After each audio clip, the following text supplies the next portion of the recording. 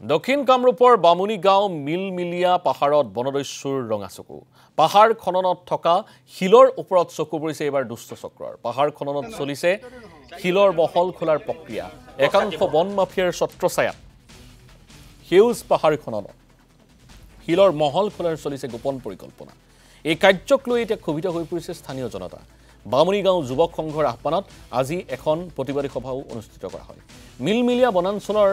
ধ্বংস কাৰ্যৰ বিৰুদ্ধে তীব্ৰ প্ৰতিবাদ স্থানীয় ৰাইজৰ প্ৰতিবাদী সভাত অংশগ্ৰহণ কৰি ৰাভা হাছং স্বায়ত্তশাসিত পৰিষদৰ মুখ্য কাৰ্যবাহী সদস্য টংকেশ্বৰ ৰাভাৰ হুংকাৰ জনজাতীয় অঞ্চলৰ বনাঞ্চল কোনো কাৰণতে ধ্বংস কৰিবলৈ দিয়া নহ'ব প্ৰয়োজনত আইন আদালতৰ কাষ চপাৰ হুংকাৰ দিছে টংকেশ্বৰ ৰাভাই উল্লেখযোগ্য যে 7 হেক্টৰ ভূমিৰ বনাঞ্চলখন গছ গছনিৰে পৰিপূৰ্ণ হোৱাৰ লগতে আছে বহু বিলুপ্তপ্ৰায় পক্ষীকুল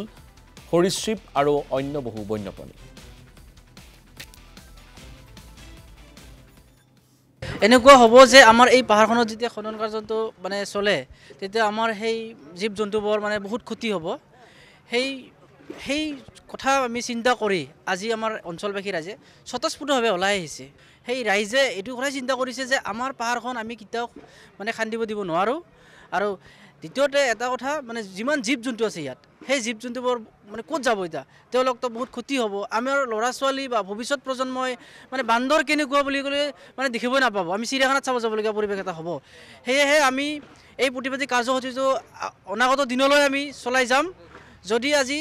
অসমৰ মুখ্যমন্ত্ৰী ডাঙৰীয়াক আহ্বান জনাইছোঁ তেওঁ যদি এই বিষয়টোত দৃষ্টিগোচৰ নকৰে কিন্তু আমি এই কাৰ্যসূচী আজিয়ে শেষ নহয় আৰু আমি অনাগত দিনত বা ভৱিষ্যতত এই অঞ্চলবাসী ৰাইজক লৈ আমি ৰাজপথত যাবলৈ আমি সাজু আছোঁ